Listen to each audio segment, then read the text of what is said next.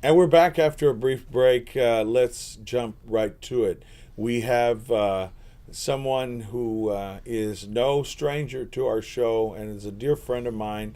We have District Attorney right here in Nueces County. If you go back in the rich history of Nueces County, one of the things claims to fame, which it saddens us though, but he put away the Selena killer. He's also done some very highly publicized cases. He is board certified in trial law, criminal trials, and he has been in that office, oh gosh, more years than we count, I guess, before his little girl was born, perhaps. But we have none other than Mark Skurka with us. Welcome, Mark. How are you? Thanks for having me, Joe. Always a pleasure to be here. First of all, how is your daughter doing at that illustrious university? She's doing well. She's on her third year, and she's a junior. Wow. She's studying psychology, and the time passes so fast. It's just amazing. I remember when she was 10. I remember when we were trying the Selena case, and she ran into my arms and wearing her little dress, and she was just a little toddler, yeah. And now she's a big grown-up girl. I'm so proud of her. Her mom and I are very proud of her. And we have the one too like that, and she's 10 years old, going on 20, and and doing ballet. So we're very proud of her too, and that's what it's all about. Sure. I've been married for 23 years. My daughter has been around for 20 years, and that's what it all goes at. We enjoy working with the law. We enjoy working with the community, but after work and after that time, it's great to come home to a loving family. Well, and speaking of that, some people don't come home to a loving family, and some people come home to torture and abuse. And I know you wanted to come on and talk about that. That no marriage is perfect. Everybody has their ups and downs, but there are extremes where people have been killed. And I know that you talked to a survivor yesterday. I know that it's a big issue. You have the floor, my friend. What did you want to talk about on that? Joe, I just wanted to make sure that because the community is outraged at some of these violent deaths from domestic violence that I am and our office is.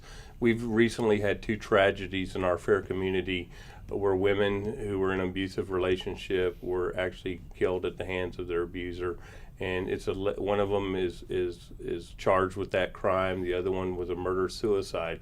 But it brings to a forefront a problem that's there every day, Joe.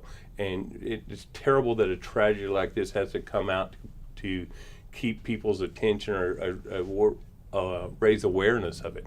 Because unfortunately in our courtrooms, you're aware of this, we see this every day with domestic violence cases that go to court. And domestic violence can range from slapping somebody to killing them or torturing them. It's a terrible thing that we do, that we see every day, and our community should come together and help victims in this situation, help people like the women's shelter who are dedicated to helping women who are in this problem get out of this program or have safety from that. Our office has been in the forefront of doing this in that we help buy body cameras for the police officers. These body cameras are small cameras that the officers will attach them, will actually be able to interview an abuse victim right after it happens, maybe even get to see what happens, document the injuries to that. It's another tool for the police officers to help get evidence toward these abusers and get justice for the victims. Well, when something like that is happening and the adrenaline is flowing and the people are arguing, officers are in danger when we respond to those calls sometimes. I hear that officers hate to hear those kind of calls come over the radio because they're going to come into a situation that says there's domestic violence. And it could be anything from yelling at each other, pushing and shoving, to something involving deadly weapons. They don't know what they're walking in. It's almost like walking into a hornet's nest, I believe. And so they're worried about their safety, and of course they have to keep the people safe. And it's a lot of stuff and a lot of dynamics in the cycle of violence that takes place that makes it very difficult for the officers. And let's talk about some extreme issues on this. Okay. Spanking of children could also be seen as domestic violence. We have seen in the news, where I had a conversation with 3 teachers in Jim Wells County. You're no stranger to Jim Wells. And they all said, we can't spank children anymore. And one of the reasons the children are, quote unquote, out of control, OC, is because of no more corporal punishment. Now, I'm on the fence on this issue. I'm not totally, saying that you should never spank a child, but the thing is also that it should not be the everyday occurrence. I'm seeing very few, though, in this jurisdiction. I'll give you that. My hat's off to you, where you screen them carefully. But in other jurisdictions, they're prosecuting people for spanking their children on a regular basis. What's your take on it? Well, the law permits corporal punishment for parents or a guardian as long as it's reasonable. Reasonable force is used. For example, if you spank your child with your hand on the bottom and that's all that happens, that's not going to be a crime. I think people are allowed to do that to control discipline. The problem that comes in, Joe, is when people use other things. And there's an attorney general's opinion out there that lists things that are obviously no-nos. For example, using wires, cords, bricks, sticks, 2x4s, stuff like that. 2x4s. Again, you would be surprised what people use to discipline their kids. But the point is, chanclas, or they? I don't. Chanclas. Is that a deadly weapon? The chancla. I don't know if that's a deadly weapon. I don't mean to belittle. I had to throw out chancla. I understand you were a victim of a chancla, probably. Yeah, from your mom. My mom's not a domestic violence abuser, but she used a chancla, or she'd go, "Anda, tráeme algo." Find something to whip yourself with. Right. Well, but see, the whole point is that a reasonable thing to use discipline? A chancla, a soft slipper, is not a deadly weapon. Using a wire, a belt, a cable, a cord, but come on, a belt, board. Really? Well, no, it just depends on how much force is used. A reasonable amount of force on that. And again, you have to look at what is left. Is it cause bleeding? Is there 10 welts on the back or one welt? All right. Back? So see people, what I'm saying? So for the record, people out there who discipline with a hand, 1 or 2, not 100. Use a belt 1 or 2 without excessive force and without steel nubs on the chanclas acceptable up to a point. I don't think chanclas in the statute, but the whole point is, what are we talking about, Joe? We're talking about reasonable discipline. Yeah, to spank a child once or twice on the bottom is reasonable. To spank a child once or 100 times on the bottom is not reasonable. It's as simple as that. The courts have looked at it that way, and there's certain things, and I think we see that because we see the results of the thing. If you see a kid with multiple welts or bruises or abrasions or like open wounds, I mean, clearly too much effort, too much force has been used.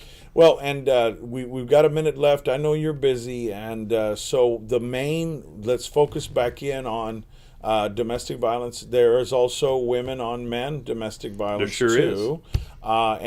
So women don't get a free pass on of course not. Giving somebody not a chancla. We're talking an iron or a golf club or something. But the problem is, and I have no solution to the problem of domestic violence. But I can tell you where we can start fighting domestic violence, and we can start with each one of us in here, with me, with you, seeing something, stopping it, reporting it, witnessing it and reporting it to police, being a juror on a case like that. We can all do our part, whether it's through our church, through the women's shelter, through a community organization. Anybody needs to stand up and take a stance against domestic violence. Well, and you've heard it first here. Mark Skurka, your district attorney, who's been around for a long time there, and but he still looks young. But anyway, and he's an Elvis fan.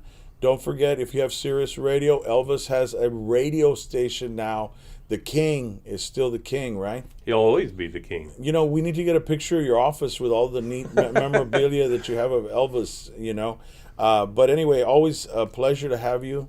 And again, what's the magic number if people want to learn more about how to prevent domestic violence? They can call my office at 888-0410. They can be referred to 2 of our victim assistants who work with abused women every day, and they can help get counseling from them. The police department has a victims advocate group. If you call 886-2600 and ask for the victim advocate group, they can help you get counseling or police involvement, anything you need to do. There's and the women's shelter, obviously, if you have an emergency type of situation. The point is, you don't want to let it grow to something where it ends in a terrible tragedy. So that's a good alternative. In other words, if somebody says, look, I want to get help, we want to help each other, want to keep our family together, and nobody wants to go to jail, there's a preemptive strike, right? There's agencies out there that can help these folks. Without having them spend time in the slammer or somebody getting seriously injured or killed. Yeah,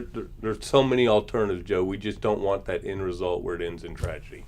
¿Es todo? ¿Ya dijiste? ¿Ya oíste? La mera, aquí el mero tronco, as we say right here. Mark Skurka, el mero mero, District Attorney right here in Nueces County. You heard it first, and we want you to come on again. Anytime. And I see, and a plug for breast cancer, please. Everybody out there, mothers, sisters, daughters, please go get your mammogram, get checked, and also learn on the internet now and learn how to check for lumps and learn how to do all that, an ounce of prevention. Es mejor a prevenir than have to face that and lose somebody because el vaso de la familia es la mujer. Y sin la mujer no hay familia. So the woman is the base of the family. You need to get checked. And please do so. There's a lot of mammogram information, everything out there. And I thank you for wearing that button and reminding me. No problem, Joe. Okay, and don't forget November 14th, Diabetes Awareness in South Texas, and we're going to light up that Harbor Bridge blue. Dusty Durrell, we're asking you, my friend, light it up blue for diabetes. Okay, we're going to take a break, bringing on another good friend of ours who's our future judge, Alex Garcia. You know him, we love him, and he's got a great business background and the supermercado kind of deal here in town back in the day, and he is a great guy to know here in the community. Alex Garcia is coming on next. Thank you, Mark Skurka, once again, my friend. Thank you, Joe.